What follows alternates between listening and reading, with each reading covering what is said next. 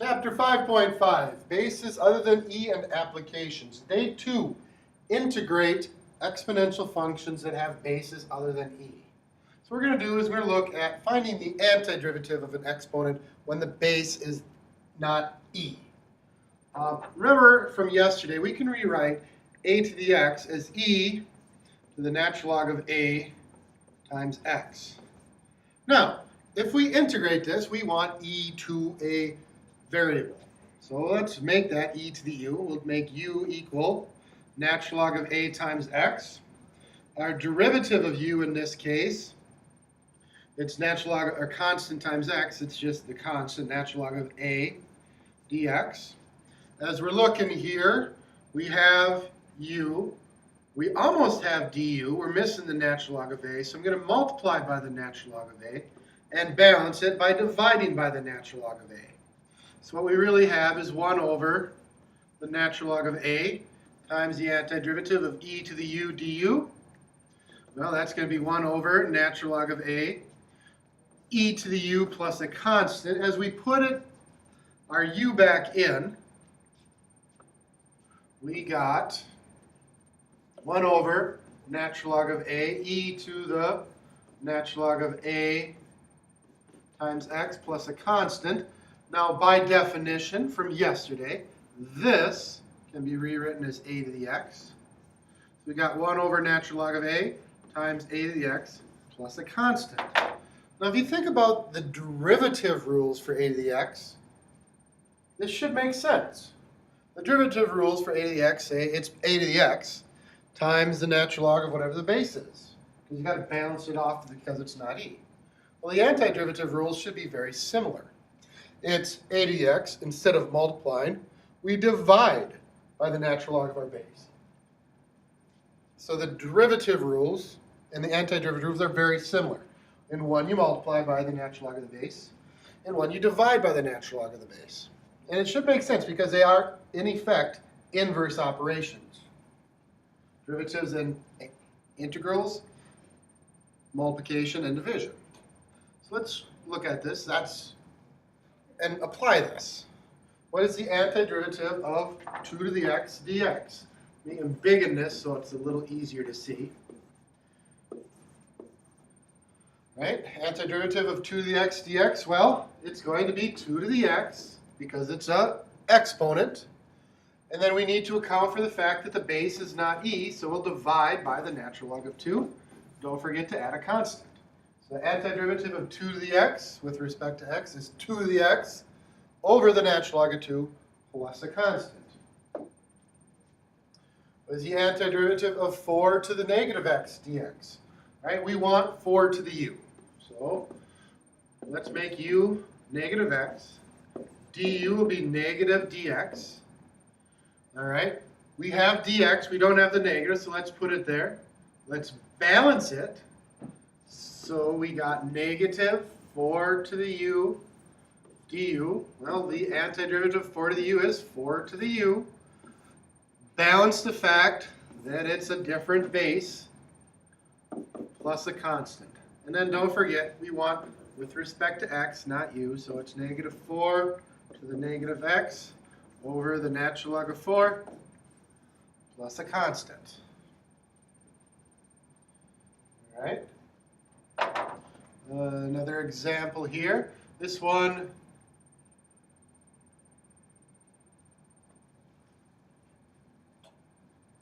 antiderivative of 3 to the third minus 5 squared with respect to x from negative 2 to 2. Don't get tricked by this one. Where's the variable? There really is no variable. It's just, it's a constant. 3 to the third is 9. 5 squared is 25. So really we got 9 minus 25. 9 minus 25 is negative 16. And the antiderivative of negative 16, basically we got a rectangle from negative 2 to 0. And that's 16 high. And because it's below the axis, it'll be negative. So this is negative 32. 2 by 16 is 32, and because it's below, we'll represent it as being negative. right? Here's one that's an actual problem. It has variables in it. All right? So u equals 3 minus x squared. Du will be 2 times 3 minus x times negative 1, because you got to go to the derivative of what's inside, dx.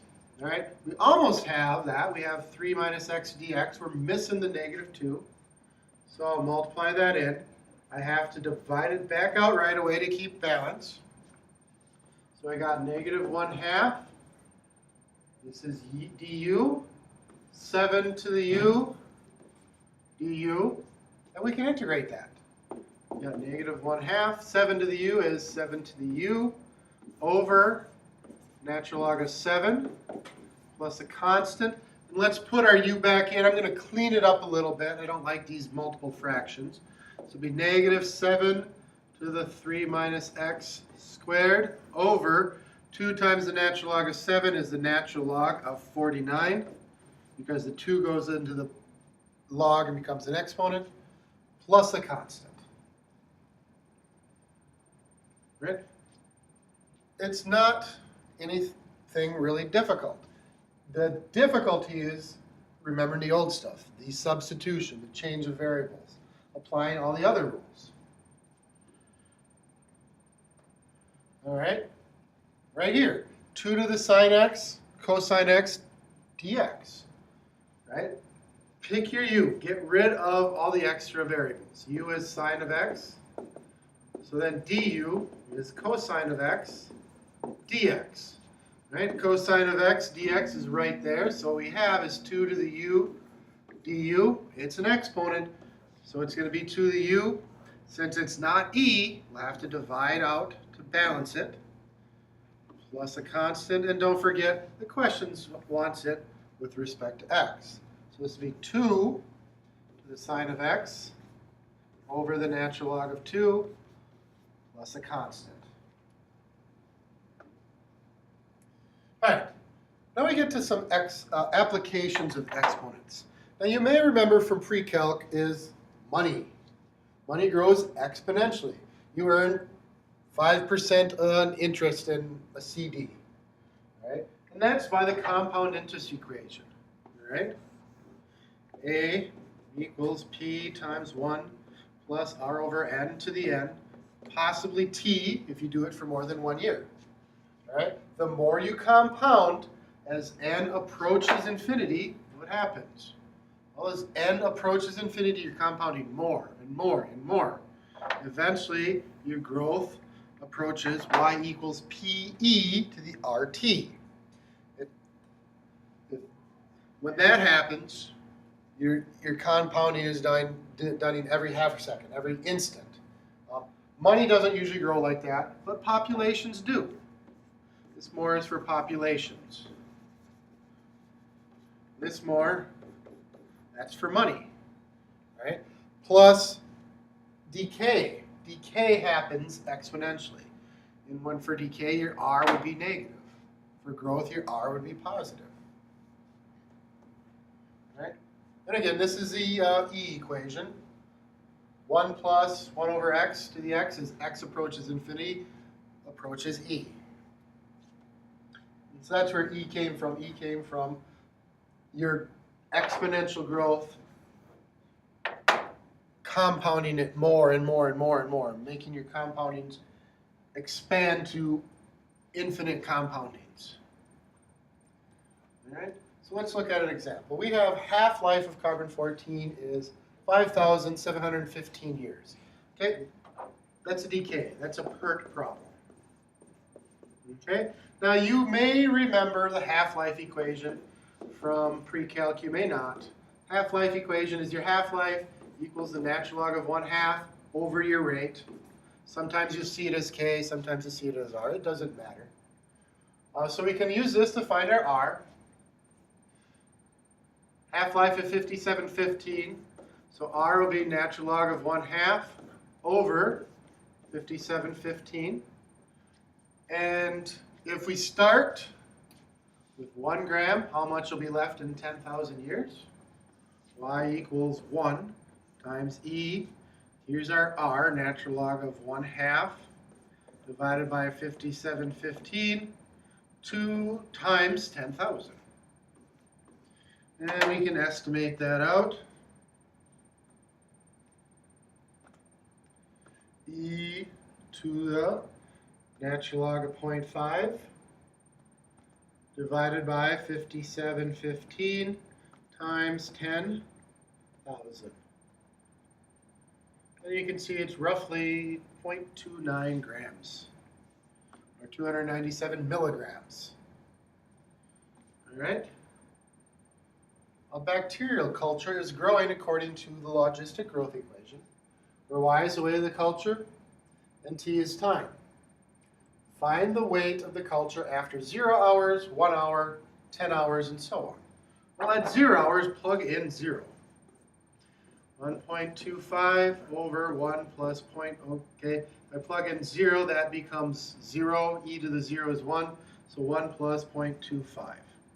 So it's 1.25 over 1.25, which is 1, and Y is in grams.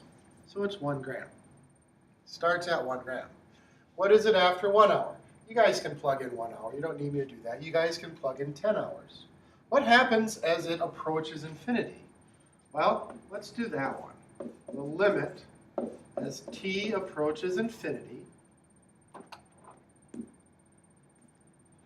of 1.25 over 1 plus 0.02 or 0.25 e to the negative 0.4 t. Well, as t approaches infinity, t gets really, really big. Time goes on forever. Well, negative 0.4 times infinity is negative infinity. What is e to the negative infinity? Think of your graph, y equals e to the x. At negative infinity, what is e getting closer to? It's getting closer to 0. So as t approaches infinity, e to the negative infinity approaches 0. This will all be 0, so we're left with 1.25. So the most that bacteria will grow as time approaches infinity is will grow to 1.25 grams. All right. So in review, antiderivatives with base not equal to e, well, it's not any different than derivatives. It's going to be that a to the x divide by natural log of your base to counteract the fact that it's not e plus a constant.